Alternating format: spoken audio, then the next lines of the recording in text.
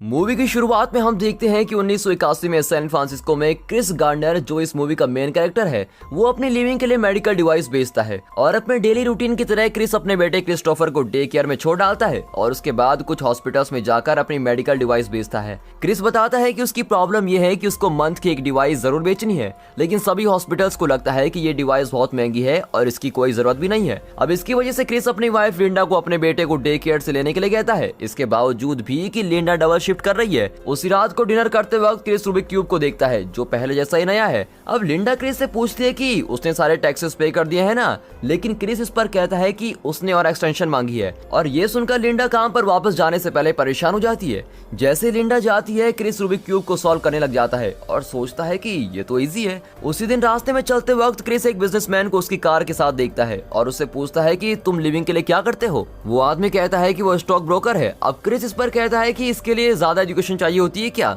वो आदमी कहता है कि ये जरूरी नहीं है, बस उस इंसान को अपनी मैथ्स पर बहुत ही ज्यादा भरोसा होना चाहिए और स्किल्स होनी चाहिए। इस ब्रीफ इंटरेक्शन के बाद क्रिस को लगता है कि उसके आसपास के लोग कितने खुश हैं और खुद को बोलता है कि वो कब उनकी तरह खुश रहेगा। अब सुबह क्रिस लिंडा को बताता है कि वो 6 बजे घर आएगा क्योंकि उसने स्टॉक ब्रोकर के लिए अप्लाई किया है। लिंडा को लगता है कि ये मजाक है क्योंकि क्रिस को इसके लिए कभी अप्रिशिएशन नहीं मिली थी। उसके बाद वो दोनों बात करते हैं कि उनके पास 2 मंथ्स है रेंट पे करने के लिए। उसके लिए क्रिस को ब्रोकरेज फर्म में जाना पड़ेगा। हालांकि क्रिस अपनी मेडिकल डिवाइस को एक स्ट्रीट परफॉर्मर के पास छोड़ डालता है क्योंकि वो उसको अंदर नहीं ले जाना चाहता। क्रिस अपनी इस लाइफ के पार्ट को बहुत ही स्टूपिड बताता है। लाइफ में कभी कभी ऐसा वक्त आता है जब हमें समझ नहीं आता कि हम क्या करें और इस वजह से हम बेवकूफी कर डालते हैं, जैसा क्रिस यहाँ पर कर जाता है। क्रिस जब जॉब के लिए अप्लाई कर रहा होता है तो देखता है कि स्ट्रीट परफॉर्मर डिवाइस के साथ वहाँ से भाग गया है। अब क्रिस एप्लीकेशन फॉर्म के साथ उसके पीछे भागता है। हालांकि स्ट्रीट परफॉर्मर ट्रेन से दूर भाग जाता है और उस दिन क्रिस ने लिंडा को प्रॉमिस किया होता है कि वो आज डिवाइस बेच देगा। अब उसके बाद क्रिस क्रिस्टोफर को डे केयर से लेने जाता है और कहता है कि हैप्पीनेस वर्ड में वाई नहीं होता, जैसा कि डे केयर की दीवारों पर प्रिंटेड है। अब क्रिस अपने बेटे को उसके निकनेम का मतलब बताता है 10 गैलन्स हेड, क्योंकि वो टेक्सास से है और यहाँ बड़े काउबॉय हैट्स पहनते हैं। उसके बाद क्रिस एप्लीकेशन फॉर्म को फिल करके डीन राइटर रिनॉल्ड्स के पास उसको पर्सनली देने जाता है, लेकिन उसे जे ट्विसल मिल जाता है। उनके बीच बहुत ज्यादा बात नहीं हो पाती क्योंकि वो जल्दी में होता है। अपना एप्लीकेशन फॉर्म छोड़ने के बाद क्रिस को स्ट्रीट परफॉर्मर दिखाई देती है। क्रिस गुस्से से उसके पीछे भागता है क्योंकि क्रिस बताता है कि उसने अपनी पूरी जिंदगी की सेविंग्स इस पर लगाई थी और इसको खोने का मतलब है अपनी पूरी मंथ की ग्रोसरी खोना। और फाइनली क्रिस को उसकी डिवाइस वापस मिल जाती है। हालांकि अब क्रिस के पास 2 डिवाइसेस हैं। अब थोड़ी देर बाद उसी दिन क्रिस को यकीन होता है कि लिंडा ये 2 डिवाइसेस देखेगी और काफी निराश हो जाएगी। अब क्रिस अपने बेटे को बर्थडे के लिए उसको बास्केटबॉल देता है। क्रिस लिंडा को बताने की कोशिश करता है कि पहले क्या हुआ था, लेकिन लिंडा उसको नहीं सुनती। अब अगले सीन में हम देखते हैं कि क्रिस जय से बात करता है जब जय टैक्सी का वेट कर रहा होता है। क्रिस जय को अपने एप्लीकेशन फॉर्म के बारे में बताता है जो उसको 1 महीने पहले सबमिट करना था, लेकिन जय क्रिस को कहता है कि उसको कहीं जाना है। अब क्रिस इसको जय से बात करने का मौका मानता है और क्रिस जय को कहता है कि मुझे भी वहीं जाना है, इसीलिए वो दोनों एक ही टैक्सी ले लेते हैं। और टैक्सी के अंदर क्रिस जय को अपनी स्किल्स और पर्सनैलिटी के बारे में बता रहा होता है, लेकिन जय रूबिक क्यूब सॉल्व कर रहा होता है। ये देखकर क्रिस जय से रूबिक क्यूब को सॉल्व करने को पूछता है और क्रिस जय के उतरने से पहले ही रूबिक क्यूब को सॉल्व कर डालता है और इससे जय बहुत इंप्रेस होता है। हालांकि जय क्रिस को टैक्सी में छोड़कर चला जाता है। इसका मतलब यह है कि क्रिस को टैक्सी का किराया देना पड़ेगा और जैसे ही टैक्सी स्टॉप लाइट्स पर रुकती है, क्रिस वहां से भाग जाता है और ट्रेन में चढ़ जाता है, लेकिन उसकी डिवाइस वहीं रह जाती है क्योंकि उसका हाथ ट्रेन के डोर में फंस जाता है। अब उसी दिन क्रिस लिंडा को कॉल करता है और माफी मांगता है क्योंकि वो टाइम पर नहीं पहुंच पाया। अब लिंडा काफी गुस्से में होती है क्योंकि उसने अपनी शिफ्ट भी मिस कर दी है। लिंडा क्रिस को कहती है कि वो और क्रिस्टोफर जा रहे हैं। क्रिस घर जाकर अपनी वाइफ और बेटे को देखता है, लेकिन वो जा चुके होते हैं। आगे हम देखते हैं कि क्रिस को जय की कॉल आती है और जय कहता है कि मेरी सेक्रेटरी का नंबर लिखो ताकि हम कल बात कर सकें, लेकिन क्रिस के पास ऐसा कोई भी पेन या पेपर नहीं होता।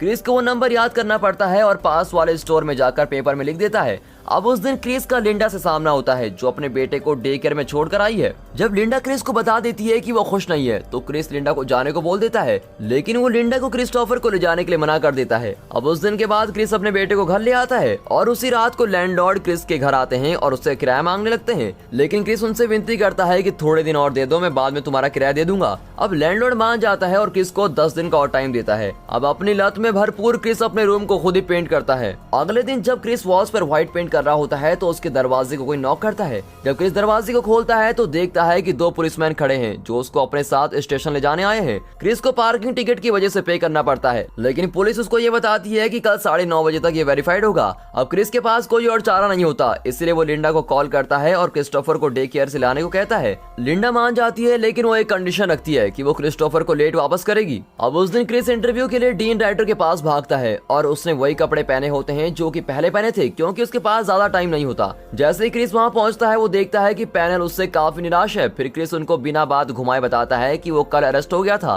क्योंकि वो पार्किंग टिकट नहीं पे कर पाया था। अब जैसे इंटरव्यू चलता है, इंटरव्यू के हेड मिस्टर फॉरम क्रिस से इम्प्रेस नहीं होते। हालांकि क्रिस आखिर में सभी इंटरव्यू पैनल को हंसा देता है। अब उसके बाद जय क्रिस को इंटरव्यू के लिए कांग्रेचुलेशन करता है क्योंकि उसने कोई फॉर्मल अटायर भी नहीं पहनी थी। क्रिस जय को कहता है कि वो इस जॉब के बारे में सोचेगा क्योंकि इसमें इंटर्न पीरियड है जिसके लिए उसको पेड नहीं किया जाएगा, लेकिन जय क्रिस से विनती करता है कि वो इसको कंटिन्यू कर ले। अब इंटरव्यू के बाद क्रिस सीधे अपने घर जाता है और अपनी वाइफ और बेटे का इंतजार कर रहा होता है और थोड़ी देर बाद लिंडा क्रिस्टोफर के साथ आ जाती है। अब उसी रात जब क्रिस्टोफर सो जाता है तो लिंडा क्रिस को बताती है कि वो न्यूयॉर्क जा रही है क्योंकि वहाँ पर उसको वेट्रेस का काम मिल गया है। क्रिस मान जाता है, लेकिन बोलता है कि वो अपने बेटे को अपने साथ ही रखेगा। अब लिंडा को यकीन है कि क्रिस उसके बेटे का ज्यादा और अच्छा ख्याल रखेगा, इसलिए लिंडा उसके अच्छे के लिए रोते हुए वहाँ से चली जाती है। अब उसी दिन क्रिस और क्रिस्टोफर अपने फ्रेंड की हेल्प से 2 ब्लॉक्स नीचे मोटल में जाते हैं क्योंकि उस दिन सैटरडे होता है और क्रिस अपने बेटे को वहाँ बास्केटबॉल खेलने के लिए बुलाता है। और शूटिंग के दौरान क्रिस्टोफर अपने पापा को बोलता है कि उसको प्रो जाने का सपना है। हालांकि क्रिस अपने बेटे को बोलता है कि कभी ऐसा मौका नहीं आने वाला, इसलिए तुम ऐसे सपने मत देखो।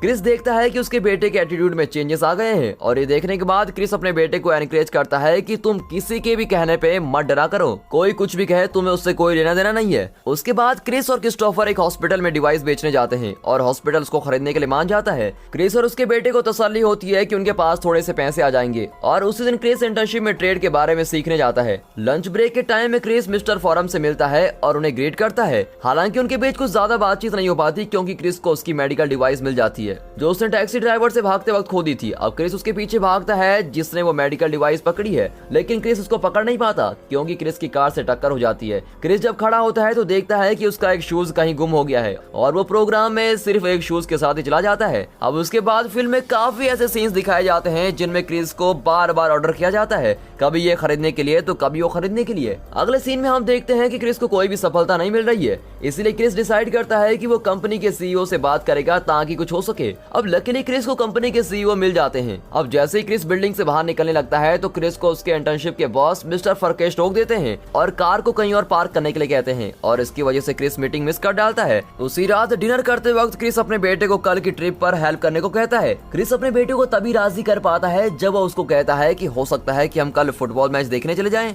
अब अगली सुबह क्रिस सीईओ मिस्टर रिवन के घर जाता है और क्रिस को मौका देने के लिए वो मिस्टर रिवन को थैंक यू कहता है, लेकिन जो मौका उसको मिला था वो उसने मिस कर दिया था। मिस्टर रिवन क्रिस और उसके बेटे को अपने साथ आने के लिए कहता है क्योंकि क्रिस ने उसको बताया होता है कि वो लोग फुटबॉल मैच देखने जा रहे हैं। क्रिस और उसका बेटा इसको एक मौके की तरह ही देखता है और मिस्टर रिवन उसके बेटे एक साथ चले जाते हैं और गेम के दौरान मिस्टर रिवन क्रिस को कहते हैं कि वो उसको पसंद आया, इसलिए कोई भी चांस नहीं है कि वो उसका ऑफर ठुकराएंगे। अब इसके साथ क्रिस को मिस्टर रिवन और उसके बिजनेसमैन फ्रेंड के साथ बात करने का मौका मिल जाता है और सभी चीजें सही चल रही होती है। और उसी दिन अनपेड टैक्सेस की वजह से क्रिस के बैंक अकाउंट से कुछ पैसे काट दिए जाते हैं, जिसकी वजह से क्रिस काफी टूट जाता है और क्रिस के पास थोड़े से पैसे बच जाते हैं। अब इसके बाद क्रिस अपने फ्रेंड से पैसे मांगता है जो उसने उसको दिए थे, लेकिन उसका फ्रेंड कहता है कि मैंने तो तुमको पहले ही दे दिए थे और वो क्रिस और उसके बेटे को मोटर लेके जाता है। क्रिस को बहुत ही गुस्सा आ जाता है और उसका फ्रेंड दरवाजा बंद करके अंदर चला जाता है। अब उस दिन के बाद क्रिस को वो डिवाइस मिलती है और वो उसको वापस ले आता है। क्रिस जल्दी से उस डिवाइस को बेचने के लिए कभी इस हॉस्पिटल में तो कभी उस हॉस्पिटल में जाता है, लेकिन उसको पता चल जाता है कि वो टूट चुकी है।